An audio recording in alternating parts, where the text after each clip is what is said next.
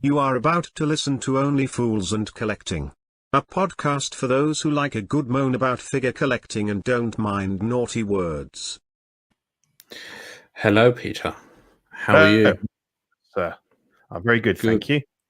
Feeling very good. festive. So it is it's going to be a festive one today, I think, because it is our last one before Christmas. Yep. Definitely. And we are now on 32, so we are steaming it. 32. Cool. So, as per usual, we start off as we do every single week with a big thank you to Watto for sponsoring us. If you want head sculpts, replacement parts for Kenner vehicles, he's your man. Drop him a line. He's a top fella, and he will sort you out. Yeah. Cheers, Sean. Appreciate the support as ever. So, Pete, tell us about what's just passed through your hands and straight back out again. So anyone that listens to the show will know that I waited a very long time for this Mando, about 9 weeks. Sent, I suppose, they say it's airmail, but I think it must come in on a ship in a container. Finally turned up. Sorry? Dinghy. A dinghy. Yeah. Rowed by refugees. Fucking load by the time it took. Yeah, so all of a sudden it updated. It was at Heathrow, came in, but as I said before, I decided that I was going to move him on. He was up for all of about 20 minutes and he was sold. So he has already landed in the Netherlands to a fellow that's just moved out there from the UK. He's very, very happy. So that's good. Nice. And Vader came in, took 6 days EMS, which is pretty impressive. Can't whack it, can you? No, exactly. I think it's definitely worth. I mean, I know we're in unprecedented times and we're right up near Christmas, but I think it's worth paying the extra to get a EMS or a courier than to trust the normal mail, because the UK ports are screwed, and we've got. Our postmen are off, with COVID and stuff like that, and they can't cope. So, yeah, and I literally just sold him a couple of hours ago. So he's packaged up and he's being picked up by DHL tomorrow. And the only reason being is that I originally had a plan that I might end up with a Vader for each of the original movies. So I've got the New Hope Vader. I was going to get this guy and eventually pick up the Jedi Vader, but because I've had to kind of squish up the shelves on my Billy, I can't get a Vader in standing up. So I've got the one, and I've kind of thought, well, actually, it's not a good figure for me to try and squeeze in. So I'd always planned to just pay it off and sell it straight on. So I sold it to a guy who's, I think it's his first hot toy. So nice. I said, you realise what a dangerous, expensive, slippery slope you're about to fall down. So I said, it would make all the rest of your stuff look like utter shit. But tell him he wants loads of Marvel so I can sell him mine. Yeah. And so he's going to, he'll hopefully be happy with that, and that'll set him off on a road to ruin, spiral, and divorce and homelessness and what have you. But so they didn't last long in my house. Both exceptional figures, I'm sure, and they'll be enjoyed very much by their new owners. So Merry Christmas. And then what have you got? Good. So I've been playing around again. But before we do that, so we got Toy Mafia, Danny Lee, Jason Nelson in the chat. Hello, everyone. Happy holidays. Yeah, shalom and all of that. So I do you know I've been saying for ages I want to do a battle damage Vader. It seemed every other cunt had done one, and I was sitting there thinking I haven't done one, and I don't want to cut up a Vader.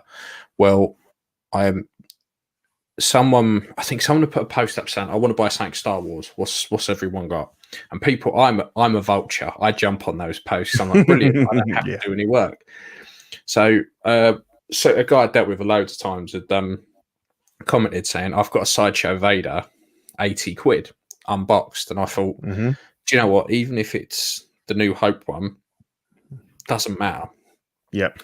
Because all I really want is the body. I can 3D print the rest. Like all I want is really soft goods. The suit, the undersuit kind of thing. Yeah, the leather suit, the soft everything else. Goods, yeah, everything else I can pretty much print and knock a belt up and stuff.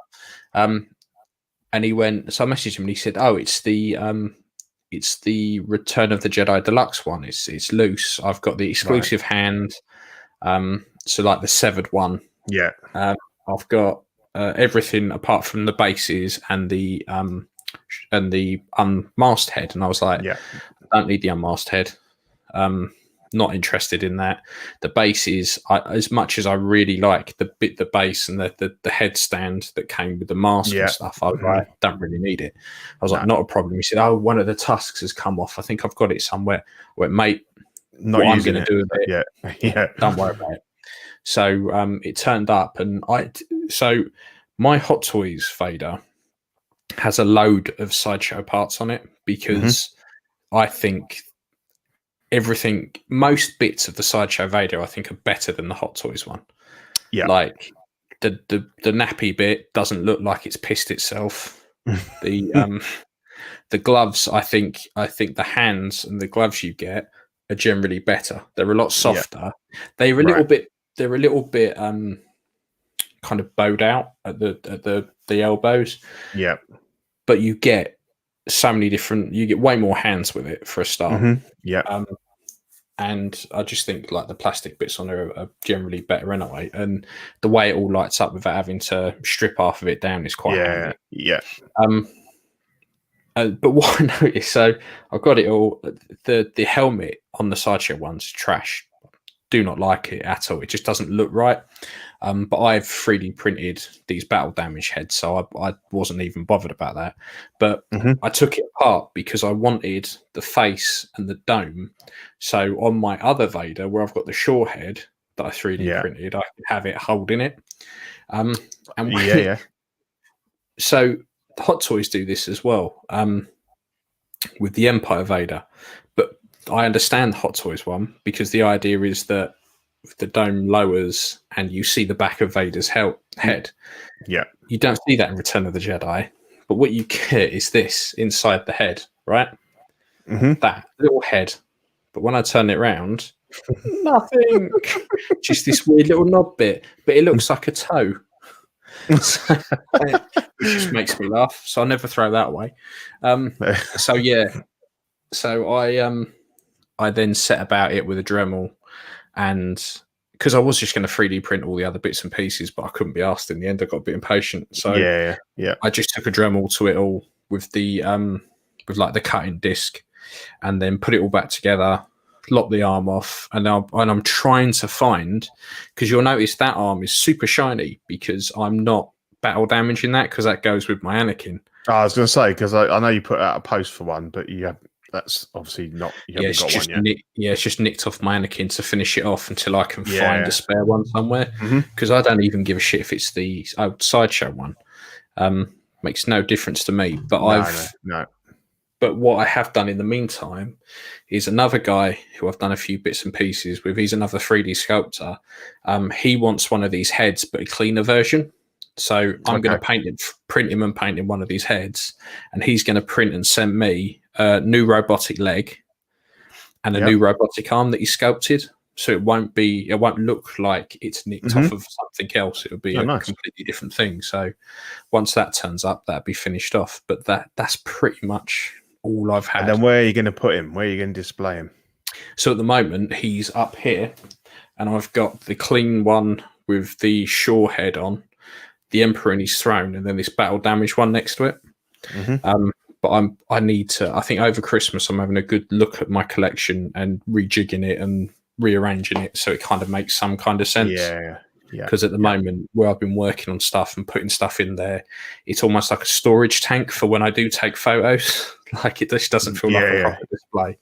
So I need to get that sorted out over Christmas while I've got a bit of spare time. So cool. But that was it, mate. That was me. Yeah. So we did the CW Awards on Tuesday night in the US and very early Wednesday morning for me. So I got about 2:30 to join the CW and the small talk guys.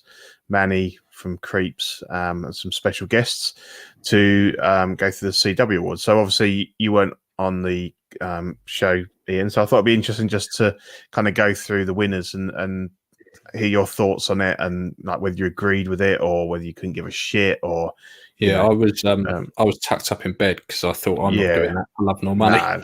No, that's fine. Took one for the team, mate. Took one for the OFAC team. So most improved McFarlane won that. I think on the strength mainly of the Spawn figure. See, I think I've always been aware of McFarlane.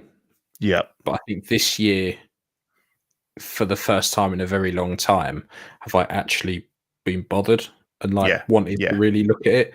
And I don't know if that's just because obviously we talk more with Zach and Dean and Manny and all of that, and Seth and everyone, and they all whack pictures up of stuff, and I don't know if that's just what's brought it more to my attention, but the Spawn looks really good. Yeah, like, it's funny because McFarlane takes me back to like 20 years. Well, more than 20 years ago when I kind of got back into collecting as an adult. Maniacs stuff. That's it, Movie Maniacs. That was really good stuff there.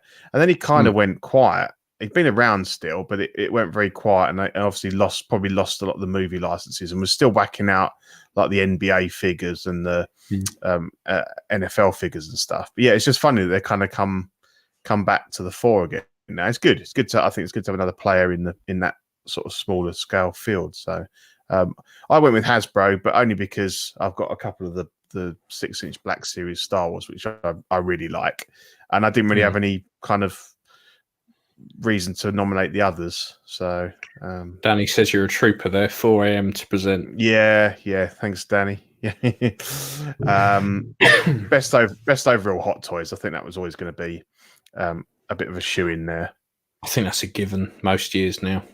Yes, because Dylan got into a bit of a rant about how he felt that Best Company should be, how they treat their customers. I agree with him.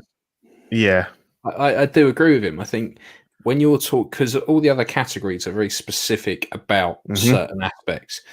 So when I was listening and people going, well, they've had the best likenesses and generally they've been like the best. And it was all very much to do with the actual product in their hand. Yep. And when you look at people like, who was it Hasbro? No, Hasbro never talked to anyone. These other companies, like look at the stuff Todd McFarlane's doing, right? He's actively engaging with the people that buy his stuff. Yeah. You never see Hot Toys really doing that. They're only really bothered about Hong Kong, nowhere else. Yeah. No. They do a really good product. Their quality is very good. I think when we talk about quality control, we talk about these fucking morons who want to return their Hot Toys because a bit of wires come out of Cape. Those type of cunts push it in or just nip the end off. Yeah. Like, but I think so. I get where he's coming from, and to me, if it needs to be an overall look. Yeah, it's difficult because obviously you can't take the product out of the equation. Either, because that's why we're here. We buy these products, and clearly Hot Toys are hands down because of the scale they work with, the quality and the price. I mean, you pay the price for it. They're going to beat out, on if you had them on a shelf, the layman is going to come out and go, well, that's clearly the best figure. I mean, for my mind, Asmus would always be the best company in terms of customer service because they're very active on the forums, and they do take people's advice, and they have redone head sculpts and redone bits of armor and weapons because people have said that's not right. And because that makes them a really good company. Yeah, it does. Because we're not talking about the product; it's part of it. Yeah, but it's exactly. And if they put out dog shit products, they shouldn't win either, just because they're really nice and friendly, and they, so it is a mix. I think Hot Toys is always going to be a little bit, people will be a bit biased towards that, and I did both of them because I don't really buy stuff from the other ones. But no, and I think when you look at everyone to do with the channel, and you look at everyone on the panel, the majority of people their main focus is 1/6 scale. Yeah. In which case, Hot Toys are always going to come high up there. Yeah, exactly. So it's a difficult one. Yeah. So then we had best under $30. Spawn won that. Apparently very close. It was one vote between him and the Snowspeeder Luke. See, I like the Luke. I've never had it in hand. It's a great figure. Yeah. It just, like Dean was saying on the show, it just screams. It just screams Luke Skywalker in ESB. You know, the likeness is really good. The articulation is great, and it's all kind of quite well hidden within the the folds and stuff of the thing, and without any work to it, it probably is the best off the shelf representation of that look. Yeah, for Luke. Yeah, so Jason's come up with a good point. The thing with these awards is that it's a pretty small group, and they're pretty particular in what they collect. This group is not an overall toy group, but a very defined type of toys they like. I'd say that's fair enough. I'd say it's cool. Yeah. So what you like the Spawn? Those? And I'm a bit of a sucker for Spawn because I really like the film. Yeah. So yeah, I'm liking it. So then we had best non-traditional scale, which was taken by the Sideshow the Child. So I really like the NECA Shredder. Yeah. I think the NECA Turtle stuff is really good. It is really good, yeah. But I don't think there was going to be any surprises this year that the Child was going to win that one. No, I think it was a late runner, but obviously because it looked really good to start with, and then there was some dodgy looking photos, and everyone was like, "Oh fuck, I need to cancel and get the Hot Toys one." But actually, it came out really well, and I think with a bit of customization, literally just taking a bit of the red off his cheeks, I think was the main thing. You got a really good figure. I agree with what they were saying about people adding articulation and stuff to it. Like, you're buying a statue, you're not buying a toy. Exactly. It's not really a figure that cries out for a lot of articulation, is it? I mean, the little shit stands there after time. Fuck all. Yeah, or you might raise his hand. Or something. Just doesn't. It'll be interesting to see when the Hot Toys one comes out how good that looks compared to this, and is the extra price and the articulation worth it? Yeah, exactly. Yeah. Then best 112. And there was some good ones. I mean, I don't know anything about Dragon Ball, so I couldn't, to me, it was between Luke and the Nosferatu. The Nosferatu is a fantastic figure, but it's very, very niche, and it kind of was put in to make Dylan happy, really. I mean, after I wasn't even aware of it, and after I watched some reviews and stuff, I was like, "Man, that's brilliant! I'd actually like to have one." But I only know about it because of these awards, and once I looked into it, I was like, "That's actually a really cool little figure." It is really cool, yeah. So Luke won this one. I think it was it was good because I was happy that he, Luke. he missed out against Spawn, but he bagged one here. I'd be tempted to pick one up in the Snow Speeder. Yeah. Well, yeah, I have been looking at the Snow Speeder actually because I can't fit in the Yoast one. And, me neither. And the Falcon cockpit. So I was looking at the 12th scale Black Series Snow Speed. And I think it looks pretty good. And if you added a bit more weathering and paint and stuff, it would look cracking. Well, I remember Juiced had one, and he was looking at it, and he was going, actually, it's quite nice. It's pretty good. Yeah, it's pretty bang on. So I think all you need to do is probably paint the seats up, because they look just like white plastic, but you could paint them up to look like a sort of leather and, just a bit more weathering, bit of the old chrome paint and stuff, and it would look really, really good. So that's great. Yeah, then we had, this was a bit of a surprise to me, actually. The best third party was won by the Young Rich Miles. I voted for that all day long. You did, yeah? Yeah, all day long. The amount of stuff you got with it, it was a cracking figure. The amount of accessories, and it was all branded up, which, because they just don't give a shit. No.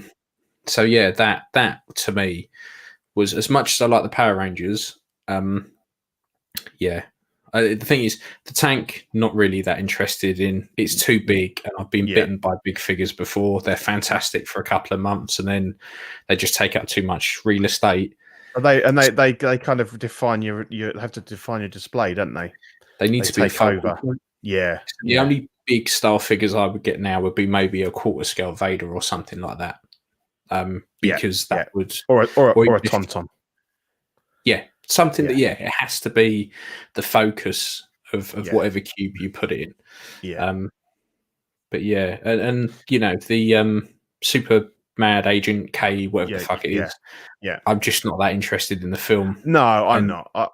Yeah, and Django, it's like 5 years too late for me. Yeah. I think I went for K mainly on the strength of Zach and Dean and how much they loved it and stuff. And as like I said with you, I like the original Blade Runner. I found 2049 a bit of a yawn fest, to be honest. Not enough really of Harrison Ford. Just get his ass kicked. And it was like a 3-hour runtime as well.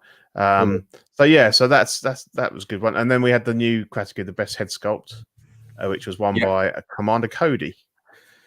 We strong for that fucking category, and they were like, "No, we're not going to do it." Then all of a sudden, we're going to put it back in, and then everyone loved it. Yeah. But no, this is the thing is when we look at figures, this is the first thing you look at. So I don't get why we didn't recognize it. And then quite often it's make or break, isn't it? If the head sculpt's shit, you're like, no, I can work with everything else. But if the sculpt is shit. If it looks nothing like it was meant to be. Even if the paint's weak, you can sort that out. But if the sculpt's bad, then you're going to pass on that figure. So what do you think of this one? So I went for the Wasp. I did. Purely because so Rambo looks really good. Yeah. Cody, I quite like the look of and I know I've said it before, but they're going to get a lot of mileage out of that head sculpt. Yeah. And although they are clones, like because they've used that sculpt for Django. Yeah.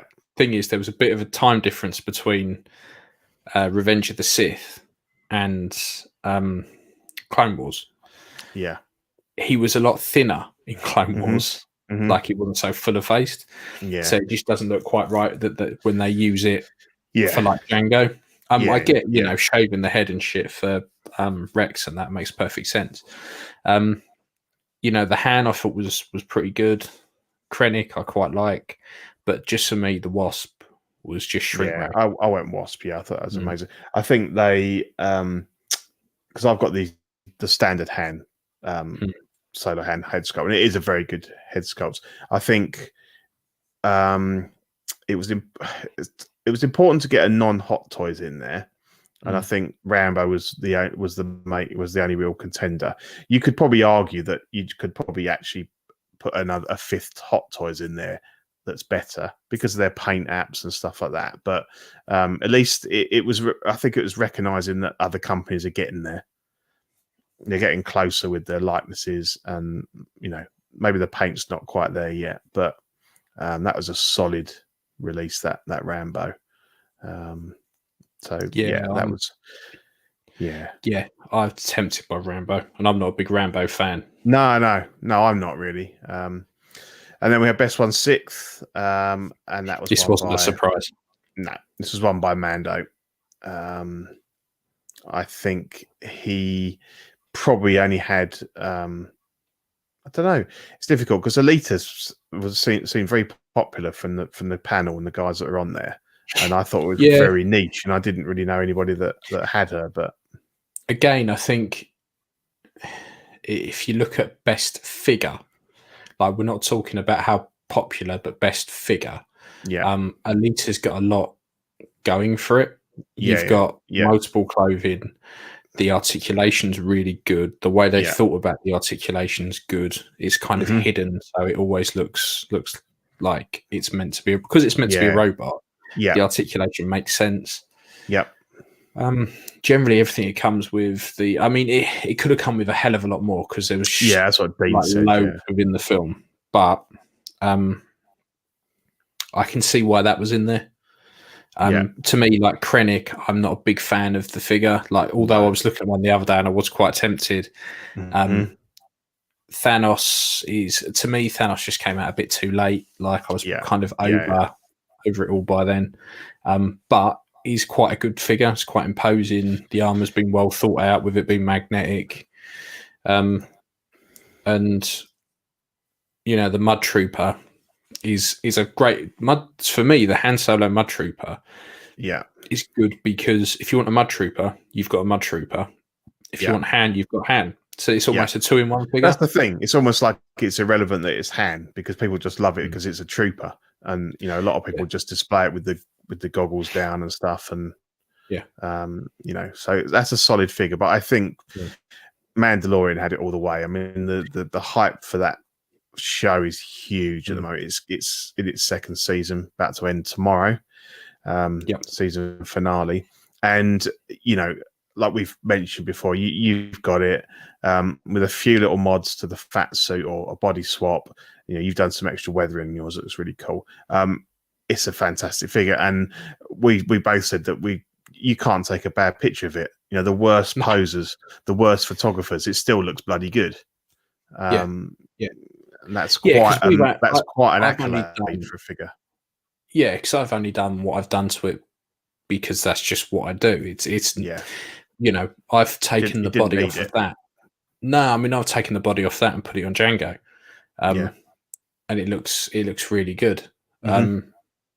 So I think generally, I mean the little weird little clip thing on the front is going to break. The magnets are going to come off. We know that, but other than that, there isn't really anything unless you want to have some really wild posing sessions. There's really not much wrong with it.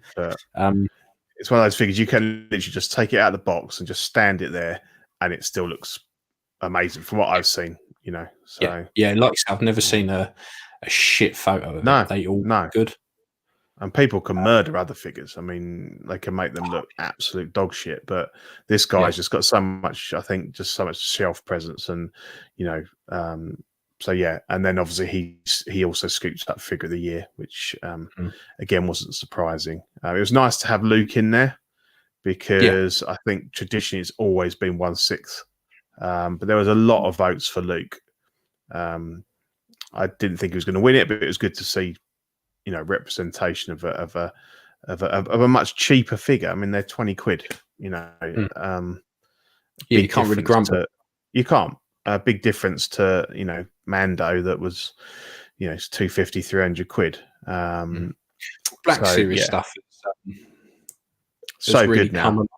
I bought some of the early of the 6-inch stuff, and when you look at that now, it's really janky. The quality now is brilliant. They've really have improved. They've done a lot I might better. pick up some more. I've got the Beskar Mando. So that kind of sated my, my Mando, got me my Mando fix. I've got the Dagobah Luke and Yoda, and they're really nice as well. So I might pick up a few more next year if for 20 quid a go. Yeah, you might as well. If you don't like it, just move it on. Yeah, exactly. And they're just, they don't go in with the main collection. They're just kind of on the side there. But if it's a really nice figure, I might pick a few more up. And you don't mind playing around with them a bit more because if you break it, then it's 20 quid, So I thought it was a really good, really good show. I think the awards were pretty good. So like I said, I just finished listening to it on the way back home from work today. And I really enjoyed it. It was a good show. It was, So. See you again next year for that one. Yeah. Well, I won't. I'll be in bed.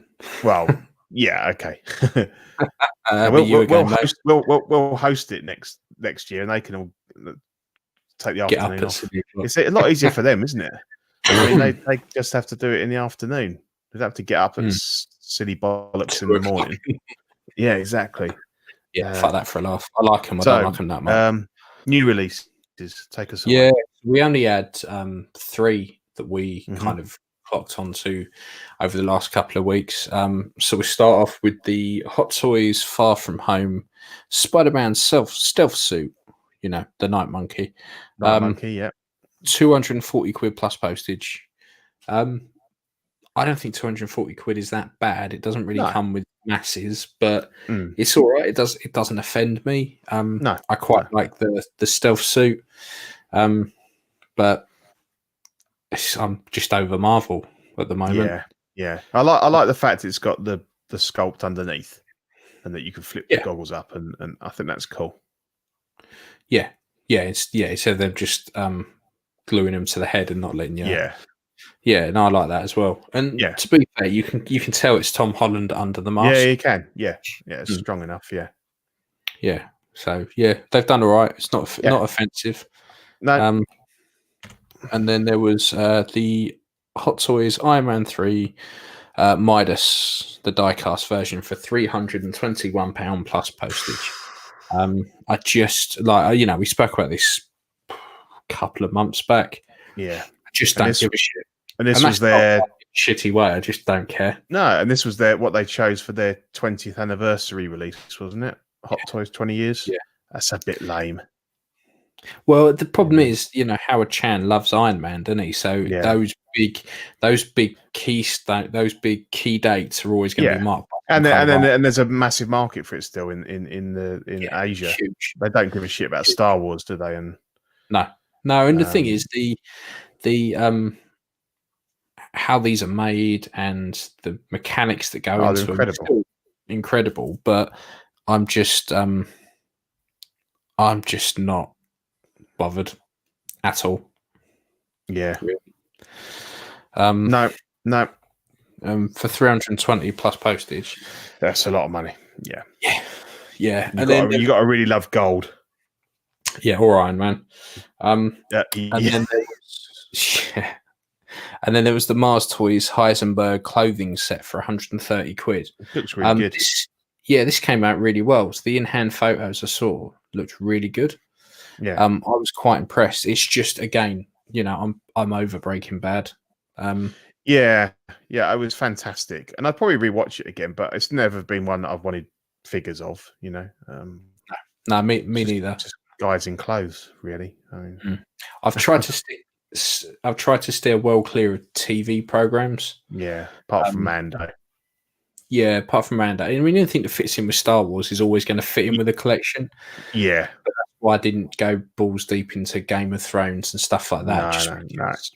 It's never going to fit in with what I've got. Not unless you end up going for a lot of them, go for a whole shelf of them. Yeah, exactly. So that was it. That was three. The three we noticed. Yep. But on the other hand, we had quite a bit come through for upcoming releases. Pre-orders. Yeah. So this thing pretty much broke the internet. It's the Dark Rises DX19 Batman. 224 quid out April 2022 and April to June 2022, sorry, and that's on Sideshow. So you'd have import fees and shipping on that. So you're probably 280, something like that. Yeah, but which, for a DX, 300 for a DX is I mean, this is a slim DX. It is compared to. Don't get me wrong. You get your full mouth plate. I was saying that actually, I think because the pictures were small, it threw me off. Mm-hmm. You're getting full mouth plates, the sonar head, the unmasked head, the normal head, 2 rifles, the grappling gun. Another again, I don't know why they keep putting belts as fucking accessories. No, I know. No, the same stand we had on the DX12, the same hands, the same batarangs. Effectively, most of the accessories they've done before. Yeah, but I think I think you get quite a lot for you, and that unmasked head sculpt is stunning. Yeah, see, I like it, but I really like the DX12 head sculpt. Right, okay. I think because in my head, Christian Bale was a caricature of himself. Yeah. So do you know, particularly in Batman, when he's got those really weird pouty lips? Yeah, he's a bit like, that one on the left there of the face plates. That is perfect. That to me is what Christian Bale looks like all the time. Yeah, he's got a face like a puckered arsehole. So that is that you know who that is just from that mouth. Yeah, so that DX12 sculpt where he's a bit kind of pouty. To me, in my head, that's just it. That's just what Christian Bale's like. Better representation. Yeah, we got we've got Eddie Mendez in on the chat now. Good evening, sir. Hey man, how are you? Yeah, so I don't know. And we were saying just before we came on, like I got my DX12 out and I was taking some photos of it, and I realised how small it was. But I'm kind of thinking, I've got a DX Batman. Do I really want to upgrade? Do I really want to spend the extra like 200 or quid to get one? And I'm thinking I'll probably be fine for now. I think if I was going to get another Batman from the Nolan series, it would probably be the Begin suit. Yeah, they need to redo that one. Definitely. If they do that, I'd be all over it. Yeah. In a heartbeat. So yeah. But you watch, fast forward a year and I'll have it in the the thing is, I think because the Dark Knight is one of your main, you have got a display built around that figure. You're going to want the best one, I think. So I think looking at this, I think if I body swapped mine, waited for bits of this to be parted out, and really when I say bits of this, I'm talking about the head and the mouth you just plate. Want that mouth plate where he's sucking a lemon. Yeah, but then Jackson's done a really good head sculpt that I think is better than this. Yeah. So I could always swap for that. People have done like the Wolverine body mod and it looks fantastic, Yeah. And the thing is, now I know this is around the corner. If I try that mod and I fuck the suit up, you've got to pre-order one of them, haven't you? Yeah, exactly. Because there's still stuff with this, like the gloves are still wrong. I'd be embarrassed to show those gauntlets off just because of the weird little patch thing that I've cut off on mine. It's not perfect, but it's still good. It's funny that they've kept those in and they've not, improved those bits of it. Just stick it to the elbows of the suit. I don't know why they haven't done that. So Eddie, I'm interested in both the Heisenberg and the DX19. Fill your boots, mate. I don't blame you. And then the Batpod, 220 quid out April 2022. So exactly the same time. 220 quid to me is a fucking bargain for this. Yeah, how much was it the first time round? I know we've got inflation to add in, but well, at the moment I've seen them floating around 250. Yeah, no, it does seem like a good price, to be honest. So you're going to get one of these? See, I'd be tempted. Yeah. Even if I didn't upgrade, I'd be tempted to pick a Batpod up. Things I know a guy who's selling one now, and I keep looking at it going, yeah, that does look nice. The thing is, logically, you would assume that the price of the old stuff would just have it. Yeah. But it doesn't work like that anymore. It just doesn't work like that anymore. No. You look at clones, like Sideshow clones, they're still as expensive as they've ever been. Yeah, it's funny, isn't it? Yeah. So tempted. And then we had the Superman Toys Agent K. They are reissuing it. And this, I think this was on TNS, 121 quid. Yeah. Unbelievably cheap. But as we just said, I'm just not into the film. It's a good figure. We're not bothered, but it's a great figure, and I think there's an extra 300 units or something. So get in there quick if you want one of those. And you missed out the first time.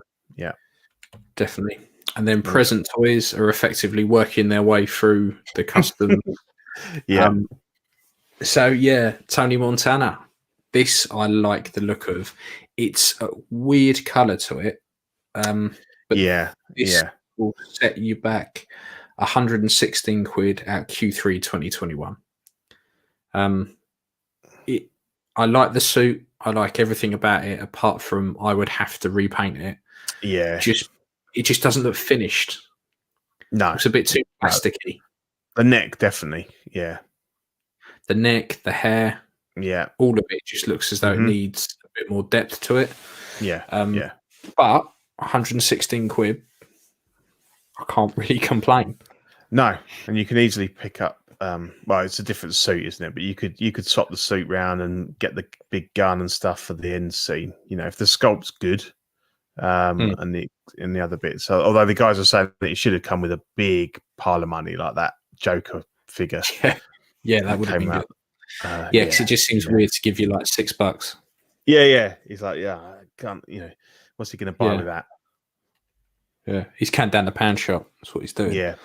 So then we've got these new announcements from Asmus, and I'm a big fan of Asmus, as you know, Lord of the Rings. So these are the Elven Archer and the Elven Warrior, and they're from the prequel, not the prequel, the prologue at the beginning of Fellowship of the Ring. So I think it's about 3,000 years before the start of Lord of the Rings, when the armies of men and elves took on Sauron for the first time.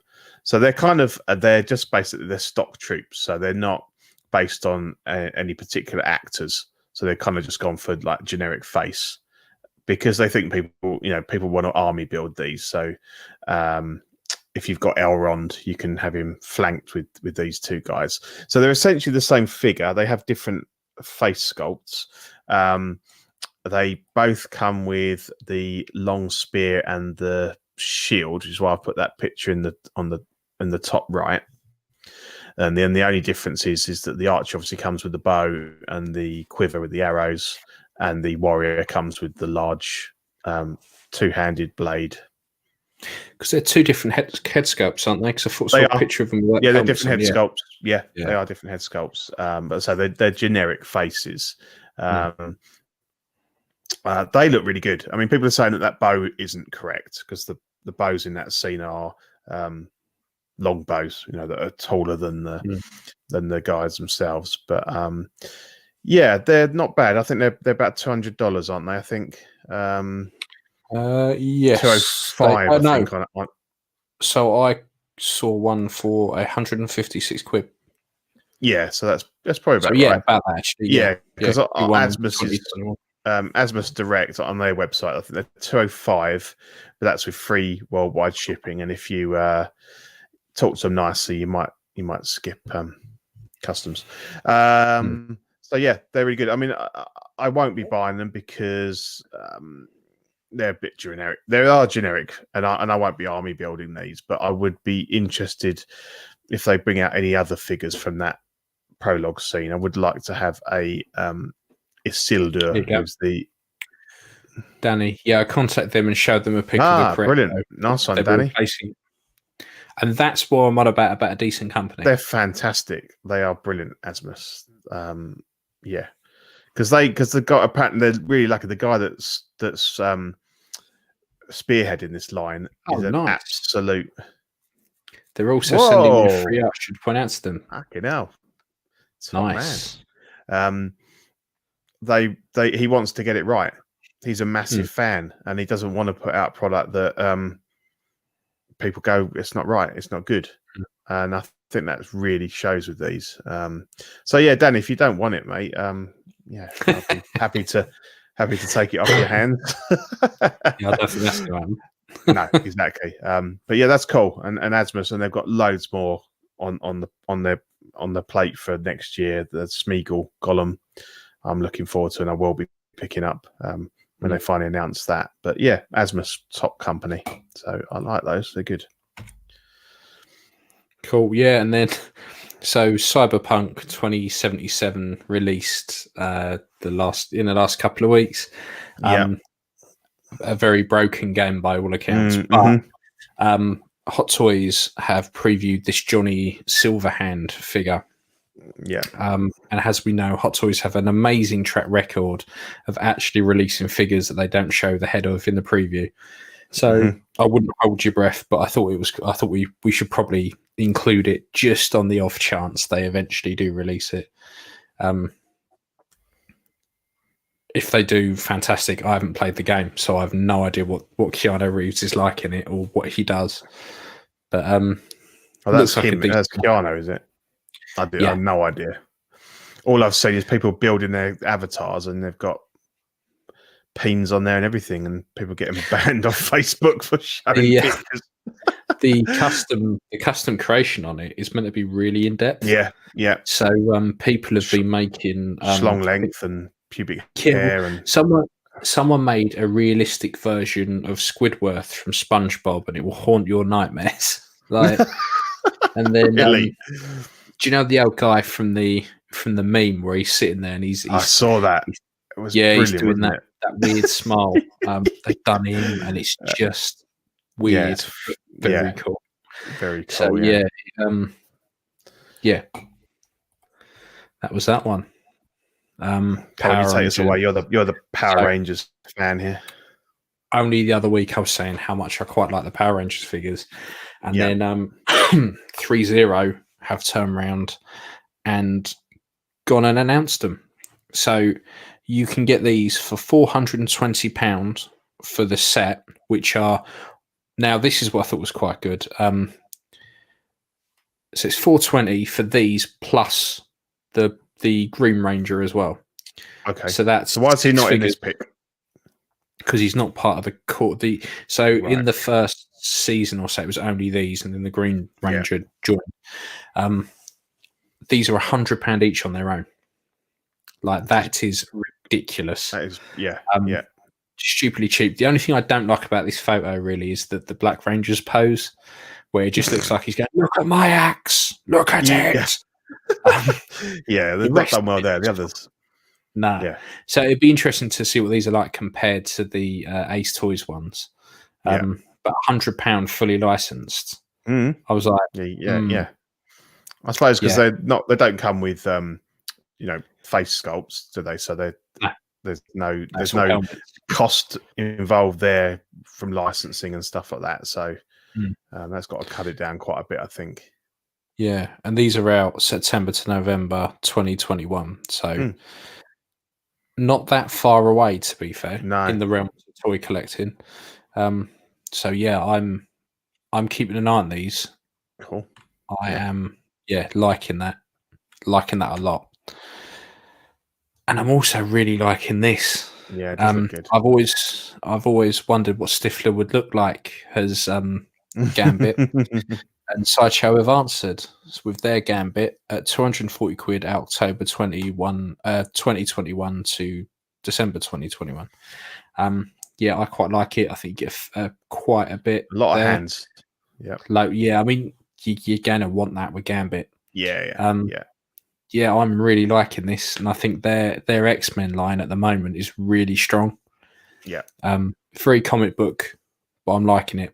Mm-hmm. It's like the cartoons jumping off a page. So it's really cool. I would have some of that at that price. But then again, it's Sideshow, so it might actually look like that. And then Hot Toys announced the Moff Gideon. You can get this for £193 out Q1, Q2, 2022. Obviously, you've got tax and shipping and all that on there, so you're probably looking, by the time you've done that, add another like 80 odd quid on. But I quite like this. I like this. I think the sculpt's strong. See, looking at it, I know who it is. I don't think it's the best likeness. I think that top left picture looks really good. When you look at it face on, I just don't think it's quite as good. It looks a bit young, but all in all, as an overall figure, I'm liking it. I'm very tempted. Yeah, I think it's cool. Very tempted. See what if happens. Anything happens to him tomorrow. But I think the slashing blade looks a bit odd because obviously they've kept that kink in the blade, whereas actually you probably wouldn't notice that when you were slashing the blade. They could have kept it the same shape as the other lightsaber ones. Yeah, you're right. Yeah, you wouldn't. It looks a bit odd. It looks like it's misshaped or they've cut too much off. But who's going to display it with that anyway? And obviously it's interesting because the I assume it's just like a matte black blade with a kind of like a silvery white. It doesn't light up or anything. No, but it's quite a good effect. I think quite easy to, quite a simple effect, but it looks pretty good. I don't know if we've seen him use a weapon. Have we? Have you seen him use a pistol? Yeah. He shot the battery pack that the Mando was was jumping on. Okay. Yep. No, I like it. Yeah. Of Christmas specials. Hey mate. Yeah. So I think that's pretty good. I'd probably chuck a pre-order in there. Well, you're gonna go a bit. You're gonna go for a few Mando figures, aren't you? I think you're gonna. Yeah, I want to branch off a bit more into the Mando stuff because everything they've. Yeah, I mean most stuff they've released I've really liked. If you're not keeping your Scout Trooper, I love that off you. Yeah. But yeah, there's quite a lot there that I like. Well, if I ever get it, we'll talk about that in a few slides. When's it even meant to ship? I think it's Q1, Q2, 2021. So it's probably mid next year, I think. But whether or not it actually arrives, we'll talk about that in a minute. So there was this, which I quite like the look of, which is the So Toys Billy Butcher, 142 quid at Q2 2021. I like the standard head more than I do the others. The one on the left, yeah. Oh no, so you get 3 heads, do you? I think so, yeah. Is that a different head on the right to the? I can't tell if it's just at a different angle, but I like it. Yeah. Whatever it is, I like it at that angle on the right. Yeah. The grinning one's a bit odd, isn't it? Yeah, the others look a bit funky. I like the way you get the baby with the laser eyes. That's pretty cool. Yeah. 3 two big guns. And a drill. A drill. Yeah, we're getting a fair bit with that, and for the price, it's pretty good. Yeah. What's the price on that one? Price on that one is 142. Yeah, that's good. And the outfit looks cool. I mean, it's fairly basic, but if the tailoring is good on that jacket, I think it'll look good. You could take that jacket and make a really, really good wet bandit with it from Home Alone. Yeah, definitely. Yeah, that would be. Well, just take the head off and get a Marv head, because with the crowbar and everything. it wouldn't look out of place. It would not look out of place. I might have to do that now. Get Watto to knock up a Marv head. So my boy absolutely loves his 2 favourite films, not just Christmas films, but Home Alone, Home Alone 2. Absolutely loves them. Yeah, they're fantastic. Yeah, absolutely fantastic. Got Elvis in the chat. Hello, my man. G'day. Merry Christmas. Yeah, so that was good. And then Daft Toys about an hour ago, 2 hours ago. It's hot off the press, put a preview up. It looks like they are doing a Joker suit. If they do, I'm getting it, because the only thing that stopped me from getting the Joker is that every suit I've seen, the tailoring looks a bit shit. This looks really good. It's amazing. Looking at if they can deliver on that, looking at all their other sets they've done, I can't see them not delivering. Everything they do looks really good. So yeah, definitely want this. Cracking that, just the cut of it, and just looks really good. So if they can deliver, then definitely good one. Yeah, for sure. Now this one made us laugh. Steve pinged us this one. We thought, well, everyone likes a bit of a laugh at Christmas, so we'd stuck that in. So these are the JXK 053C and 054C, and they've done quite a lot of other dogs, and they're pretty good. They're good for what they are, but quite where you'd want them doing shitting what they're doing. Yeah. I was like, I saw what the fuck is this? Like, who would want a dog curling one out and another one having a piss? Like, I do love I said to you before the show, I do love the look of content on the one that's just done that huge Mr. Whippy. He's like, whoa, he looks very happy with himself. He's very happy. Yeah. I mean, fair play to him, but it's one of the weirdest things I've seen in a while. Imagine spending all that time honing your craft to then produce just a shitting and pissing dog. Yeah. They're like, tell you what, mate, this is what I want you to sculpt. And you're like, really? Why would anyone want that? I mean, maybe I suppose you could pair one with a Deadpool or something. It could be quite a funny, if it's pissing up Deadpool's leg, or he's like, I don't know, sniffing the dookie or something. Danny, that's the face Zach has on a bidet. Definitely. Yeah. When he's washing out that BH.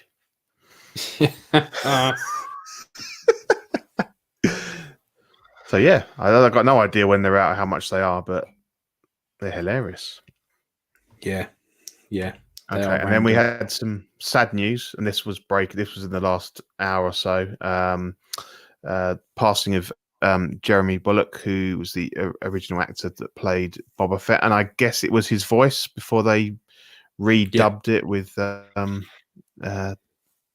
Django's voice. He died at died at 75. I don't know. I didn't see whether it was a long illness or anything, but and another. I mean, again, not quite as iconic as say David Prowse and that, but still a very popular character. A cult figure. We all love Boba Fett, and it's just another one of our childhood heroes passing away in what's been a pretty shit year so far. Yeah, 2020's been fucking awful. Yeah. It's not getting any better.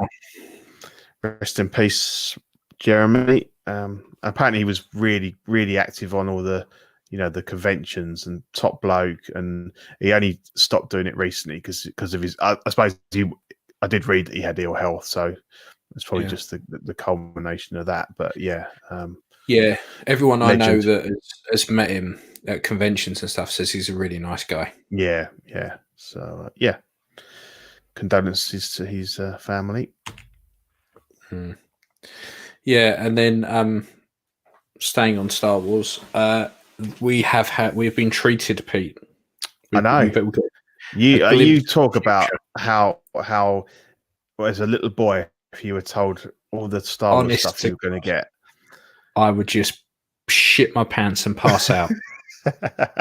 I would absolutely just cream myself. Yeah. We are getting 10 new Star Wars TV programs. Now, the thing is, they haven't really gone into masses of detail about these. So, when bearing in mind on Disney Plus, there's some stuff on there that's like 10 minutes long. We could be being sold up the river here with stuff like Star Wars Visions. Bad Batch, I'm really looking forward to, and I saw a trailer for that the other day.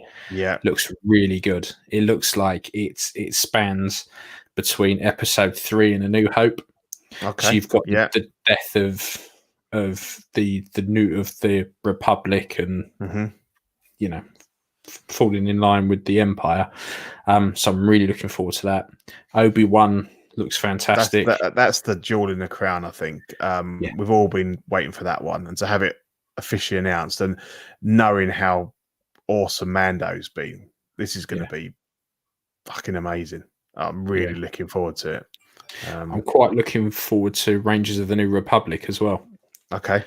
That looks quite good. Rogue Squadron for me. Did you see the little teaser for that? Yes. That looks really cool. Yeah. I mean, Ahsoka as well. I'm looking forward to that. And I'm hoping what we see now is, now Ahsoka's popped up in Mandalorian, that she's just going to fuck off. She fucks off, does her own thing in her own show, and occasionally pops up. It would make sense if they've announced her own show. She doesn't need to. And obviously Lando, we don't know whether I forget his name. Donald Glover. Yeah, whether it's not confirmed whether or not he will be starring in that. But everyone loves Lando. So that could be pretty cool. That could be an X-rated, because the Disney are saying they're going to be launching their kind of 18 plus section where we're going to be getting the Fox movies. And so I found out a little bit more about that. So the idea is it won't just you'll log in and it will automatically all be there. When you log into Disney Plus, you have the tiles at the top that say like Star Wars, Marvel, It's going to be behind one of those tiles, but they're going to call that whole section something, and I can't remember what it was. Yeah, I forget what they said. Yeah, and all the more mature stuff will go in there, and it'll be like password protected or something with it. Or... Yeah, so I'm guessing it's going to be like most stuff. You'll be able to just set it so you don't need to do that. Because everything's profile. Yeah, exactly. If I went on my profile, I'll be fine. So I'm looking forward to that's going to happen at some point next year. Yeah, that's brilliant. Next year, I think February. I think they were saying. Yep. So that's really cool. And obviously, just as to back onto that, then it's been confirmed that Hayden Christensen will return as Vader in the Kenobi series, which is cool. See, I'm hoping it's one of those things where they just keep missing each other. Yeah. It wouldn't make sense for them to meet. It wouldn't, would it? They need to be operating at the same time but not meeting, because that takes away that magic of the meeting on the Death Star, doesn't it, for the first time? Because at some point he's going to have to find out in this series that he's Anakin not dead. Is Vader. Yeah, and he didn't die. Yeah, because he didn't find out in any of the original trilogy. He knew that. He knew that all the way through. Yeah, and he didn't know at the end of Revenge of the Sith. So I'm guessing this is going to be how he's going to find out. Yeah, he left him to barbecue. Yeah, and assumed, but he's going to have to find out in a way that they don't meet. Yeah, because Vader seems surprised that Obi-Wan was alive. Yeah. So, I reckon it's going to be one of those. They're going to keep their paths will cross, but they won't see each other. It's going to be interesting. I think they'll play around it carefully. And then you'll have him like flashbacks and stuff like that, I reckon. Yeah. But I'm looking forward to that. Definitely. And then we've got a shitload of Marvel stuff that was announced for Disney Plus as well. So the Marvel's got some quite good stuff. So I think the first What If stuff looks quite good. Hawkeye also looks pretty good. I hear in Hawkeye he's meant to be deaf. Yeah, WandaVision looks good. Sorry, Hawkeye's what? In Hawkeye, there was a rumor that he was meant to be deaf in it, like he loses his hearing. All right. Fuck knows how. Loki looks good. Saw the trailer for that. Good, yeah. The rest of it, Miss Marvel, I watched the first series of that. I'm thinking of Stargirl, not Miss Marvel. Oh, it's very confusing. It all just blends into one after all. No, so we've got movies in here. So we've got like Captain Marvel 2 is a movie. Yeah. So we don't know exactly whether they're going to be. This presumption is they may be day and date with the cinema, and you could pay for them like they did with Mulan, and then they'll, 3 months later they'll be free as part of the Disney Plus package. Apparently they're going to put the price up, aren't they? They're going to go up to $8.99 a month or something in the UK. They do, I think. I don't know if they. Because I'm still coasting out of the first year. Well, yeah, me too. Mine's valid till April because I paid, for this. But the rumor is they're going to put the price up. If they up it and the content increases, if they up it and I don't have to pay any extra to watch shit, fine, not a problem. Yeah. If I have to pay extra to watch it, then I probably won't bother. I'll probably keep it until I've watched everything I want that's free. Yeah. And then just sign up for it as and when I want to watch something. I think that'll be like the Mulan one. So, I mean, obviously we don't know what's going to happen with the cinema. I think I meant like TV series wise. Okay, yeah. No, I think all the TV stuff, as far as I'm aware, will be all included with the price. I think it would just be the movies where, you can buy it for 20 quid now, or you can wait 3 months and watch it as part of your subscription, I think. So fair enough. It's still cheaper than going to cinema. Yeah. So we got those. We got some other ones here. As you say, we don't know a lot about. I mean, what the hell is the Guardians of the Galaxy Holiday Special?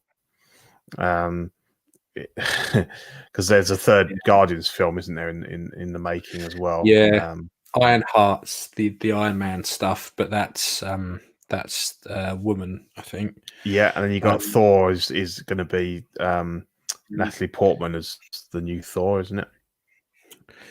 Yeah. So she doesn't take it. Yeah, she takes over the title of Thor. Yeah. I think. Yes. Yeah. But Blade looks quite good as well.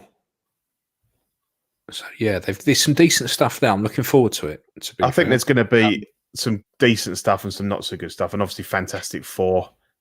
Interested in that because I really like the Fantastic Four, but they've never really been done justice in either of the movie attempts. Secret Invasion looks good. Anything with Jessica Alba in, I'm good with, but I think Fantastic Four needs a proper treatment. So what's Secret Invasion? What's that? That's Samuel Jackson and the green guy. I can't remember his name. The Krull. The Krull. That's it. Yeah. Okay. Yeah. So I think even if a third of it's decent, then it's promising content there for next couple of years. Yeah. I'm going to keep hold of my Marvel stuff and sell it just as this comes out. You have to. I think if you could play the long game, mate. Yeah, definitely. I think. And then we've got a similar sort of slide for DC. So Wonder Woman 84. I mean, is it on a cinema anywhere near you? Can you go and see it? Nope. It is out of the cinema here in the UK, but I don't know where you go and see it because there isn't. Is it out on HBO Max? Yeah.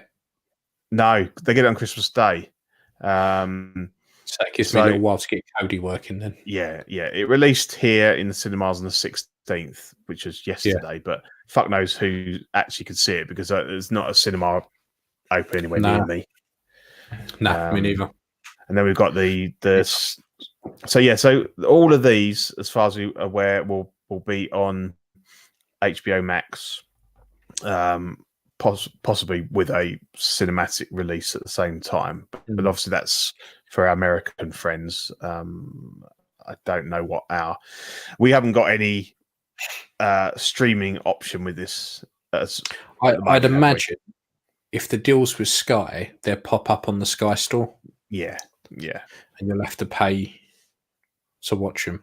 Yeah. Which if they're not expensive, I don't mind doing. No. And I think the top two rows there are good. So the Snyder Cut, Suicide Squad, Black Adam, maybe Shazam, the Batman, Lego and then then Batman movie. Some of that. Yeah, and then they kind of law of diminishing returns towards the bottom. I don't know what a lot of those are. I wasn't a fan of Constantine, the first one. No, I wasn't. Aquaman, I can take or leave that. Although they might do a better job on the figure, not give him gold hair this time. The figure was shit. Although DC Super Pets was brilliant. It's going to be the that's going to be a cartoon. Yeah, definitely the super dog joined by his mates. But but I suppose it's good to see DC are got a lot of content coming. There looks like there's going to be some interesting stuff there. So yeah, I'm definitely looking forward to the Batman. See how that goes. Yeah, I really want to see, and I really want to see Wonder Woman 84, but don't have any option. Yeah, and I'm not sure there's any decent copies sailing the seas, the seven seas at the moment. But, at the moment, there will be. I'm sure our man Steve will be on it as soon as they are. Yeah. Oscar Isaac. He's been rumored to play Solid Snake in the new Metal Gear Solid film. I cannot tell you how much I love Metal Gear Solid. You do? Absolutely love it. So I think he'd make a really good Solid Snake. Really looking forward to this. I heard there were rumors that they were going to be remaking Metal Gear on PS5, but they've literally rumored that ever since the PS2. Every PlayStation comes out, they're going to make Metal Gear, remake Metal Gear, and they never do. But yeah, fantastic. If he does, I will brave COVID to go and watch this film. They better do it justice. Yeah, better. So yeah, well happy with that. And then one of the many people that are rumored to be coming back for Spider-Man 3 is Alfred Molina, who played Doc Ock. It'd be great if he does. At this point, everyone's coming back. The bullet that killed Uncle Ben's coming back. It's just, it's almost putting me off the film a little bit, the amount of people that are coming back. I'm thinking, are they because this reminds me of when DC had their crossover event, and it was the like Crisis on Infinite Earths, and you had every fucker who'd ever put on a super suit. It just kind of drowns under the numbers, Yeah, and then you had like bits from the Keaton universe, and you had like all these loads of different people popping up, loads of different little cameos, and it was great. But you kind of wanted to see more, and you were never going to get more. So I'm hoping these are actual fleshed out, proper characters, and it's not just like a glimpse. So he's coming back. When they say Spider-Man 3, are we talking the sequel to Far From Home? Yeah. Okay. Yeah. So what the guess is that they're going to start exploring the Spider-Verse like they did in the Sony films, because of how popular that was. I mean, it makes sense. It's got a good potential. It's just, they just got to do it right and not end up being too muddled, because we've seen it with like the I think Spider-Man 3, the Tobey Maguire one, suffered from too many villains.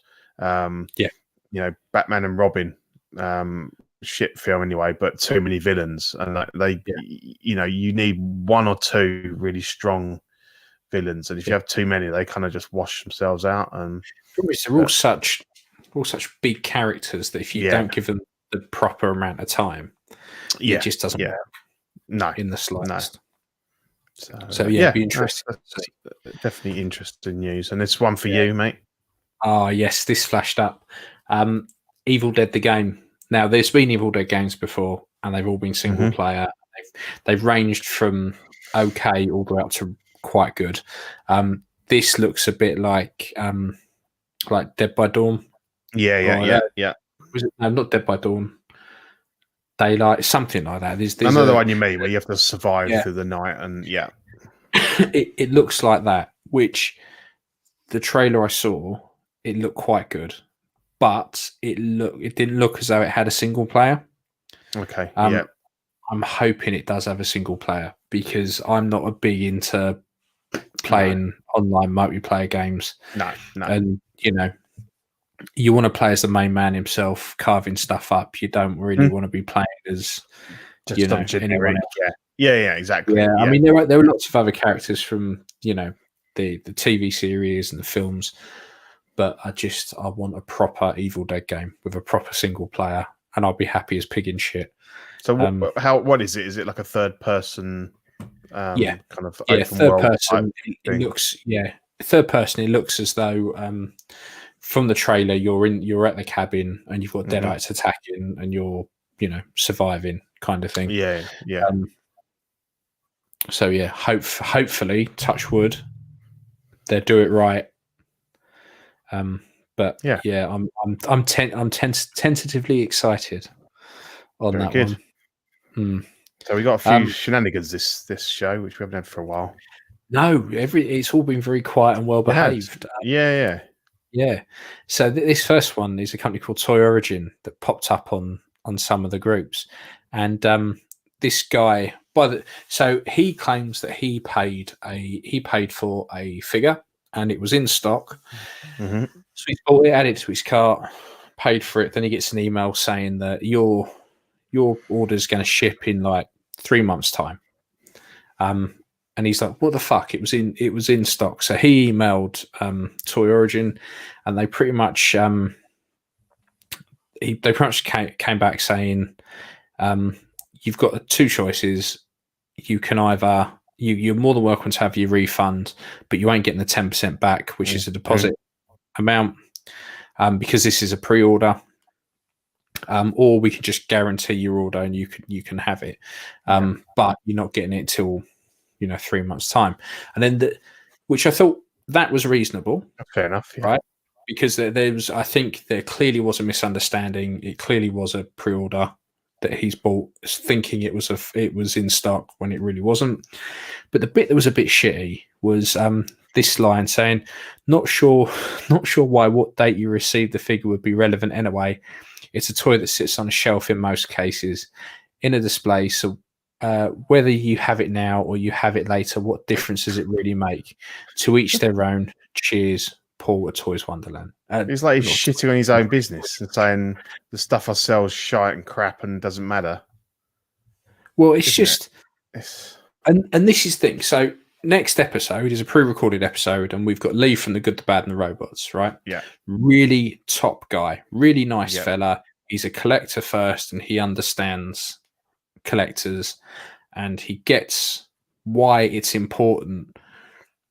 Why it's important that you get your stuff quickly, and why it's important, and what you like about it, and it being on a shelf is kind of irrelevant. It's just this whole response just smacks of, well, fuck you. I don't give a shit. Yeah, exactly. Yeah. And a big part of collecting and buying figures from people is that customer service bit. And it seems there's a few retailers lately that have just completely forgotten that. And it's almost like you're pestering them. They're doing you a favor. And I just think, like,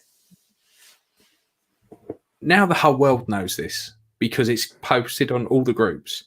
And the guy from Toy Origin, he came on the thread, and he explained about how actually no, it was a pre-order, and he's demanded this refund, including the 10% deposit. Yeah.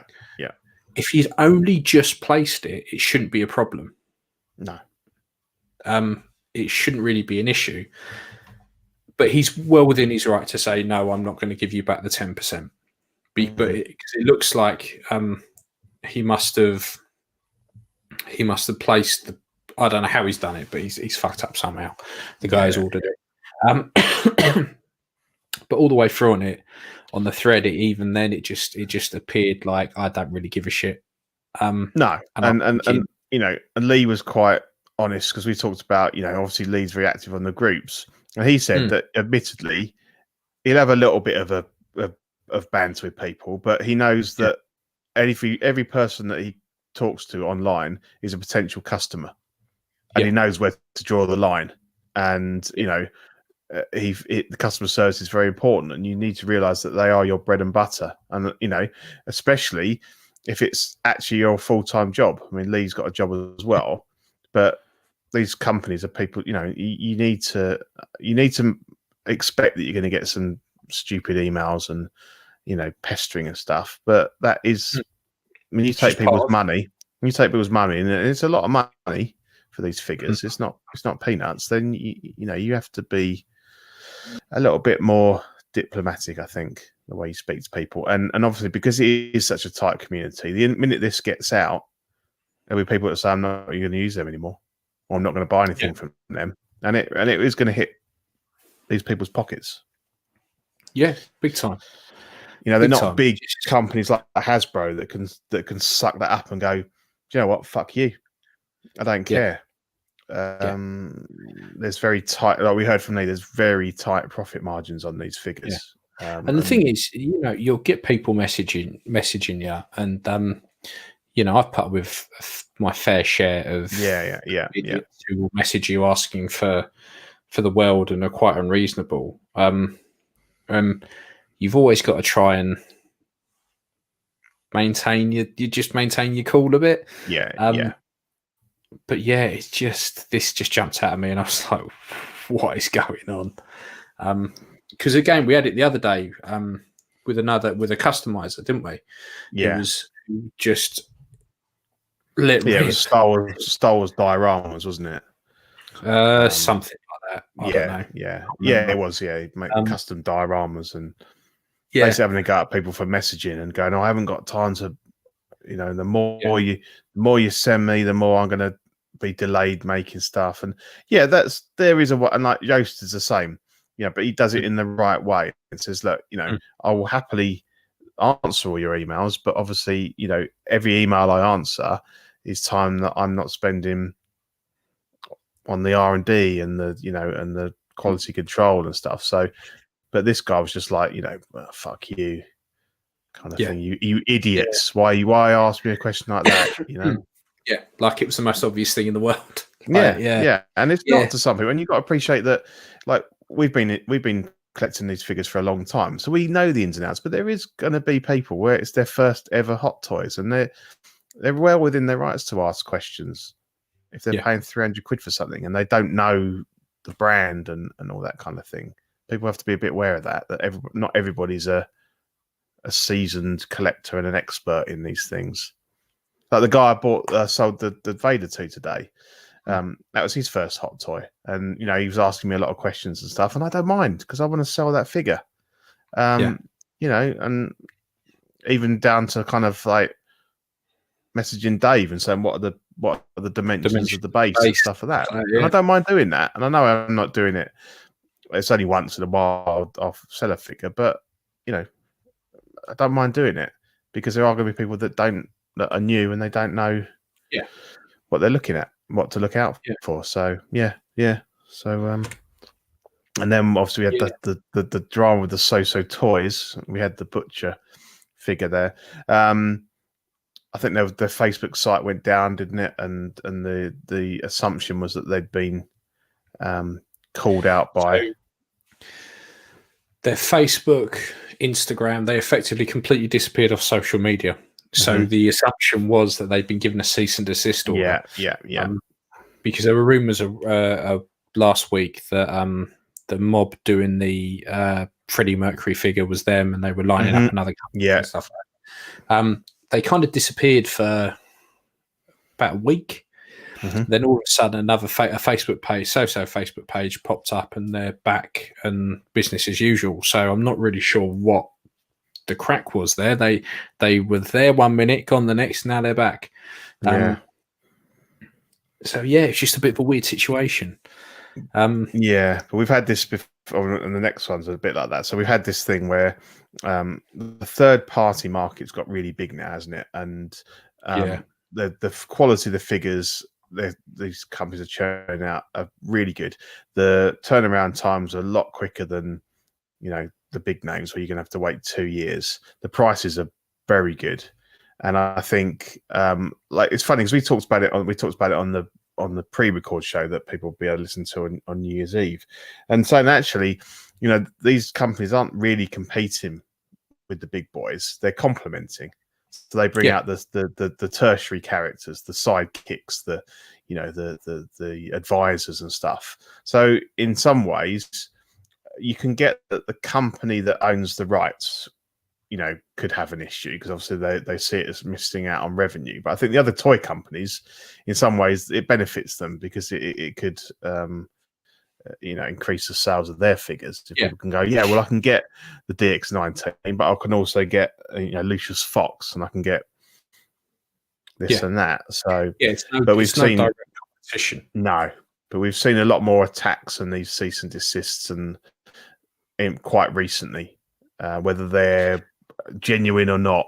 I think in 2020, a year when businesses that would normally absolutely rely on just film sales and tickets and stuff like that.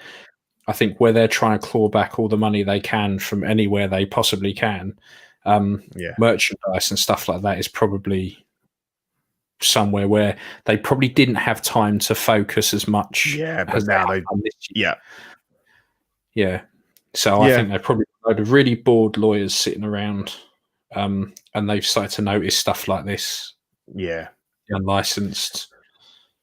So then we've got this one, which is a personal issue for me. So Toys Buying Agent is Tim Cent 88. So he used to sells a lot of figures on eBay, but he used to do, you could message him outside of eBay and you get a better deal. So I think last year he set up his own website. Obviously, he is a massive exporter from Hong Kong of mainly Hot Toys, other brands as well, but Hot Toys is his bread and butter. I've bought quite a few figures from him over the years. The Mando and the Vader are both from him. And I had some problems with the Mando, but that wasn't his fault. That was just purely shipping and stuff.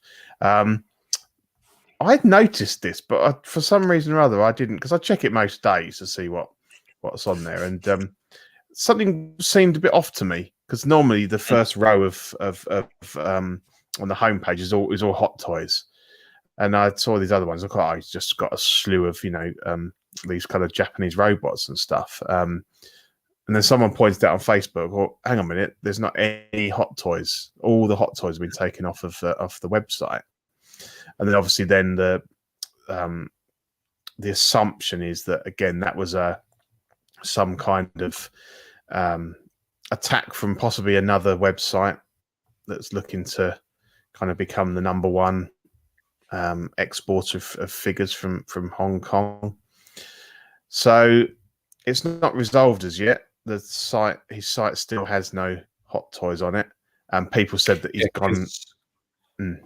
Sorry. Yeah, because he pops up on a few of the groups saying, "No, I'm still here. I'm still here." Yeah, and then people say he's gone a bit dark and he's not responding to emails and stuff like that. So I'm not sure what's happening here and how it'll be resolved. I mean, I've got 2 Hot Toys pre-orders still to come from him. I've got the Mando Scout Trooper,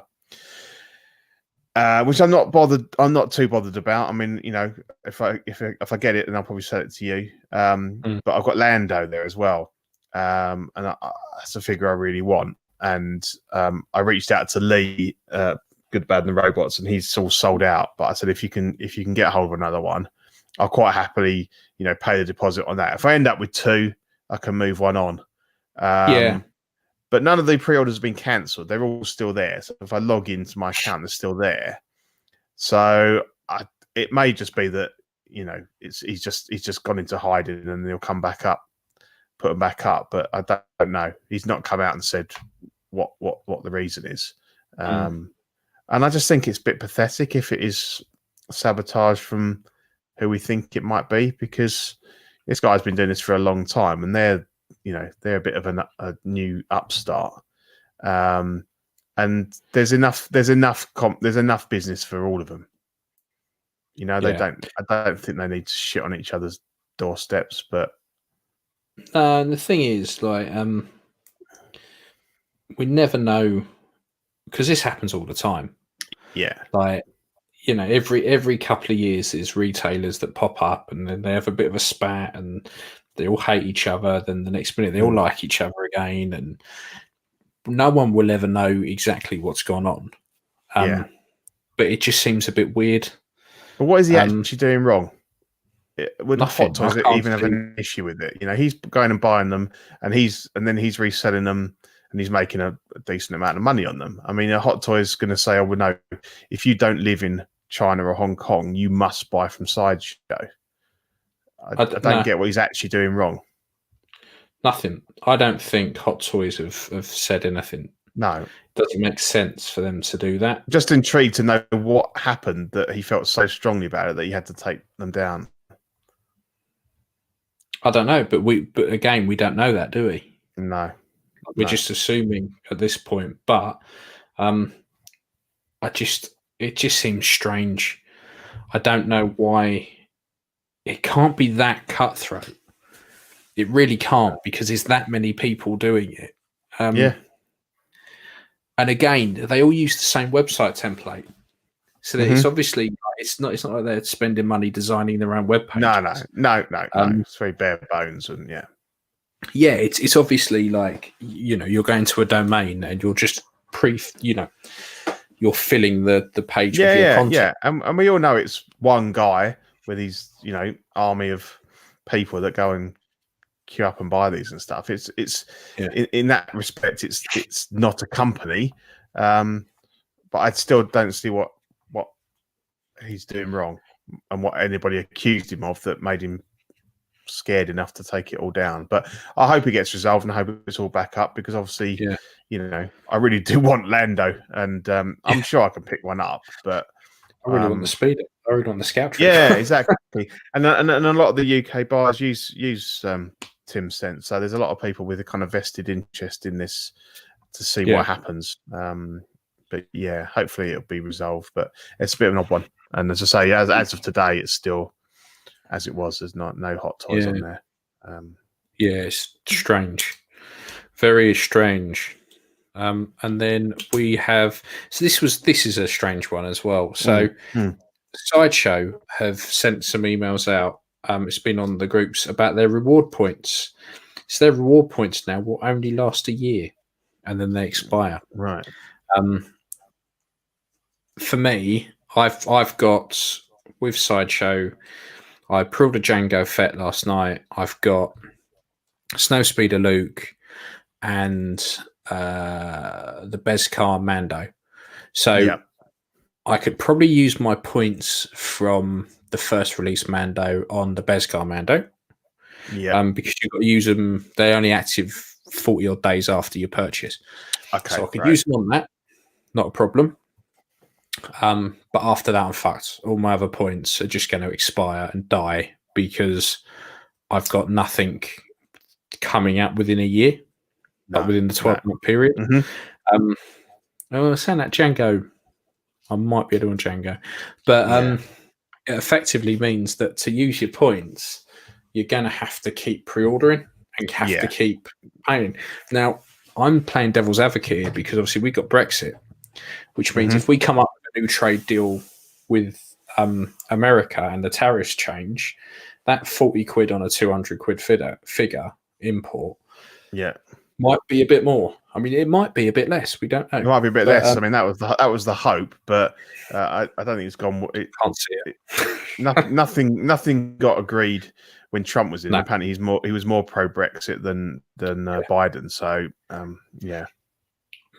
So we'll see how that pans out. But it just means that I think, like we chatted a bit before about this, and I think I'm very much with you. I think this is a bit of a fuck you to the people that like hoard their points. Yeah, you see people putting on Facebook, "Oh, I've got $400. I'm going to get this for free," and that, and it's almost like they're gone. No, you're not anymore. We don't want you hanging on to those and just buying. I mean, obviously they're buying a heck of a lot of figures to get to those sort of amounts anyway. So I don't see why they would shit on them. But I think what's probably happening are people, because Sideshow are quite good at giving away codes. Yeah, Spook Fest. So at these events, people are hoarding all the codes they get, saving them up, probably making 1 or 2 purchases a year, probably to get points, and then they're going, "Look, I've now got $400 odd, and I'm going to go and buy this." So I guess, I mean, for me, I don't really have a horse in this race. Like, it doesn't bother me if, I mean, the points. What will probably happen with the points I earn is they're probably just, because Django to pre-order it was 22 quid. I think the points I've got stock from Mando are like 12, 15 quid. So it just means that if I pre-order anything, it's only going to cost me a £5. I suppose if you use it just to pay off your pre-order deposit, it's not such a problem. No. But I don't have hundreds of pounds worth of points. So no, it's not a massive thing to us. But I think that the people that have hoarded them will need to look at picking something up fairly quickly. You can't spend them on anything less than $50 either. No. Which is a bit shit. Yeah. But yeah, so that it was a bit of a weird one. Yeah, bit of a weird one. And then into Custom Corner. So we have the final shots of the handhead that's fresh off the master cast. Inigo. Yep, from Inigo. I've got this on pre-order. I think it was 100 odd quid. Yeah, just over 100. Yeah, I'm really liking it. I'm not. The only bit that I'm a little bit concerned about is the fringe. Yeah, because it's a separate piece, isn't it? The front bit. Yeah, and I'm not quite sure why this had to be a separate piece. I don't know why. Is it just from a painting point of view, or is it a casting issue? Or I think it's from a painting point of view. So it'd be difficult to get underneath it to get the forehead, I suppose. Yeah, but then he didn't have. I don't know. Just that hairline down the middle, right? It's slightly off center, which is where it should be. But that to me looks like it needs to be closer to the head, because it's almost like that center parting is floating above the head. It's probably just a picture, but it looks like where that center parting is, I could slide something up underneath it. Yeah. When you shouldn't be able to do that, because that's where the hair attaches to the head. Yeah, I know. It's a bit odd.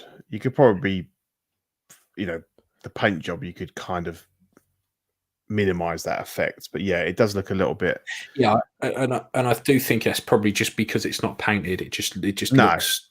And again, the side, the 3/4 views look a lot better than the straight on.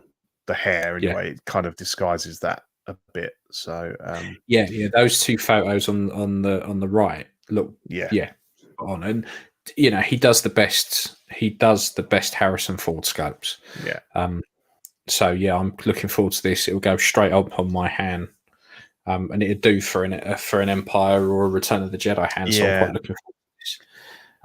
So I haven't ordered one yet because I don't need another hand sculpt, but I may cave in the new year. I think the pre-orders are open for a bit. I don't need one, but I might end up picking one up just cause Harrison Ford, Solo, second favorite character behind Indy. I'll be interested to see how it looks when it's painted up. Yeah, I just want to upgrade my V1. It's a V1 definitely. Yeah. No, it's a great head sculpt. I think it will look good. That's cool. Yeah, it's that time again where we thank Mr. Watto. I don't really know what more to say about him. He is a legend. He does, all those head sculpts. They're all 3D printed and painted. He's great. Honestly, if there's anything you want, get him to do it for you. I'm looking at my shelf now, and I've got a load of stuff by him on there ready to be painted over Christmas that I'm hoping I can plow on through. You're gonna be a busy boy. Yep. Yeah, just a bit. That's your Christmas. How long have you got? Much time off for Christmas? My last day was today. I'm now off. I'm off now until the 29th. Back in on the 29th, 30th. Off again then till the 4th. Wow. So you got no excuse, mate. You should need to get all that done. Yeah.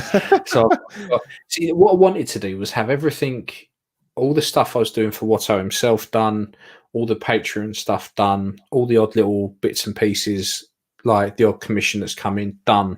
Yeah. So I could, over Christmas, paint up a load of those Darth Vader sculpts and do a run of those, and just do a couple of nickety, like my Jango Fett. I want to completely repaint him.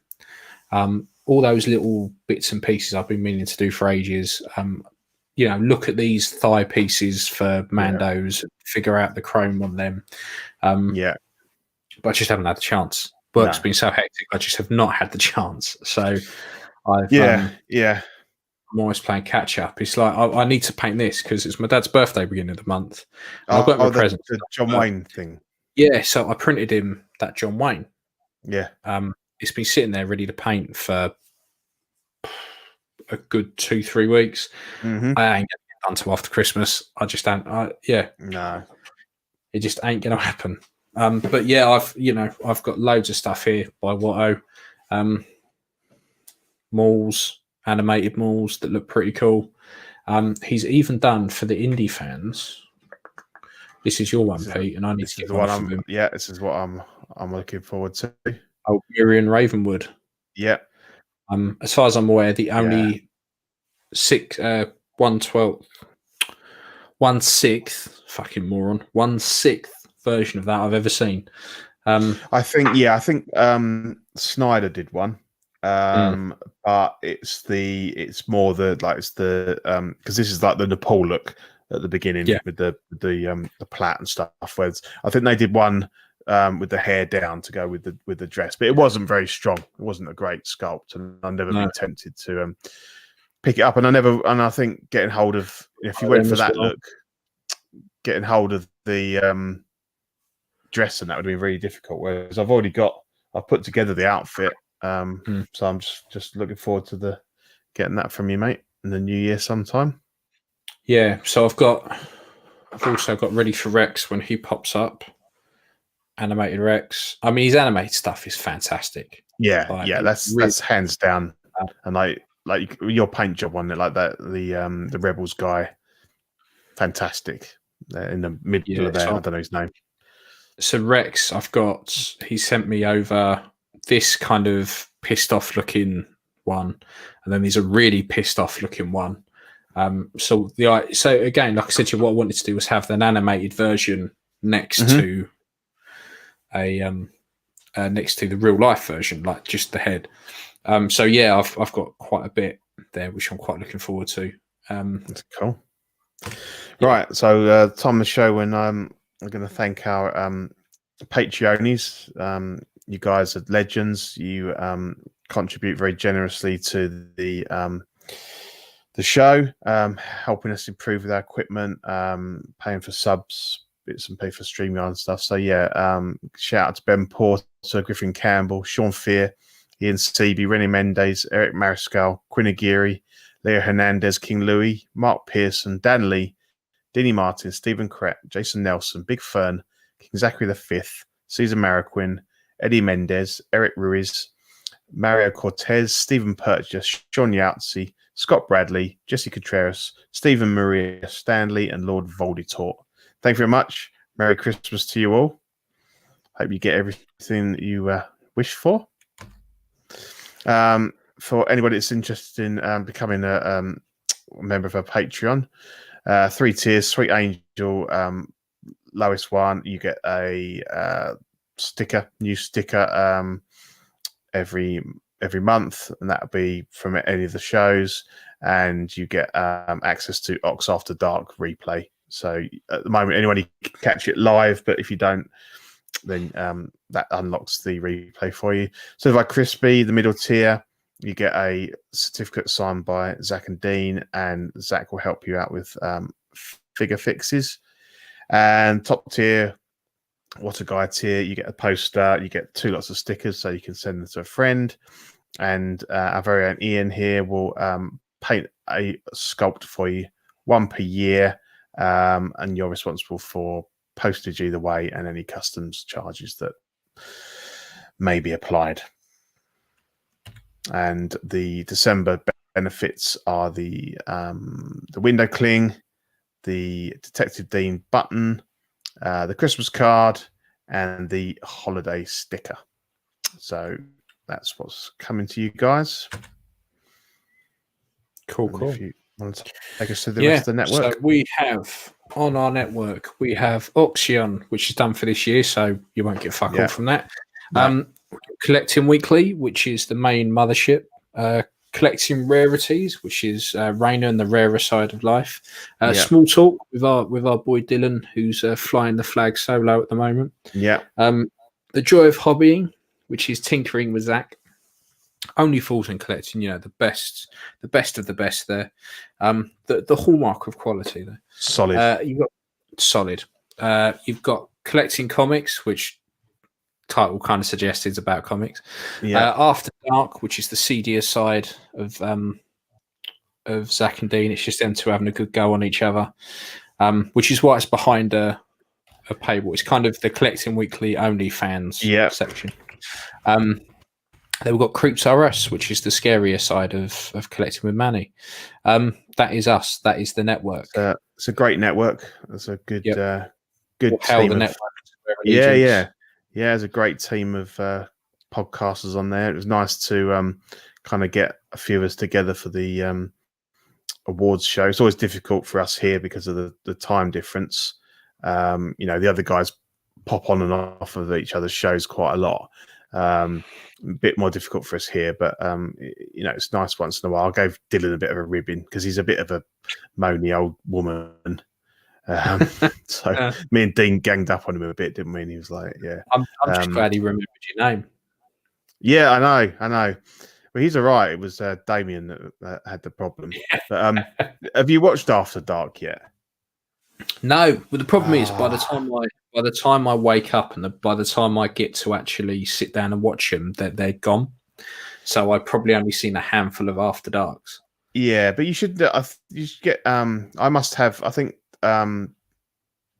Zach changed my settings or something, because I obviously don't watch them when they're live. So you need to tweak something on your YouTube, and you'll be able to watch it. Right, I'll watch it. Or whether I'm always just watching it the next day and it's within its window, whatever that is, I don't know. Give him a shout. He can give you like admin rights anyway, so you can get to them. But there's a great bit of video they showed of the German national manager Joachim Low, and I don't know if it was one of the recent internationals, but he's on film and he's got his hand down his crotch playing with his stick and balls. And then he and then he goes and sits down and he starts sniffing his hand, and he's sniffing it for easy, proper getting that smell up, and then he's like shaking people's hands and stuff, and then a little bit later he puts his hand down the back of his pants and he has a little rummage around in there, and he's like this, like he's pulled something out there, and it's just hilarious, and like it's all on camera. International manager of like one of the top teams, and he's sniffing his balls. But I was cracking up, absolutely cracking up. It's really funny. Yeah, he's got his hand down his pants, having a good old time. Yeah, definitely. Yeah, and then down his bum hole as well. Dirty boy, dirty bastard. He was funny. They get to talk about some very off-topic stuff, mostly B-Day related.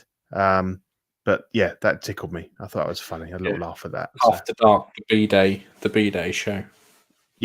Yeah, definitely. I mean, you could probably Google the clip, but it was Zach and Dean that made it. Yeah. So yeah, that was cool. So that's about it for us, isn't it? As we've mentioned a few times in the show, we've pre-recorded the next show because that's going out on New Year's Eve, and it's not that we were able to go anywhere.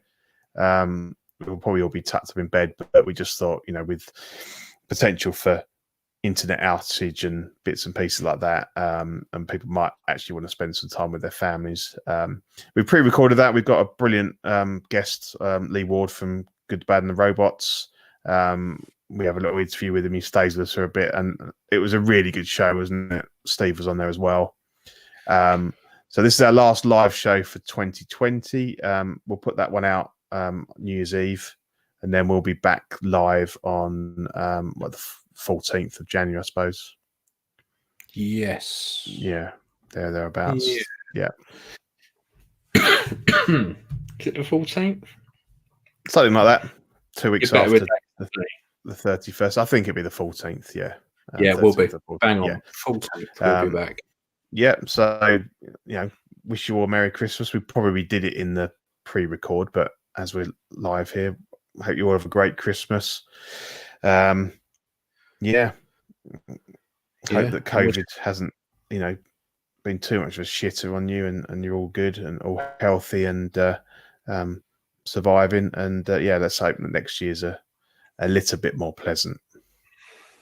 Yeah, I think that's fair enough. It's very touching, Pete. It's a very hot, very heartwarming. Heartfelt. Yeah, I have a sensitive side. Yeah. Well, have a good fucking Christmas, everyone. Don't get too pissed. Get everything you wanted. If you don't, throw it in the garden and burn it. Yeah. If you don't, buy it for yourself. That's a lesson learned. Exactly. I always have a good spend up after Christmas. Yeah, definitely. Definitely. Yeah. Cool. All right. Cool. Well, good night, everybody. See you the other side. Sleep well. See you later. Bye. Bye.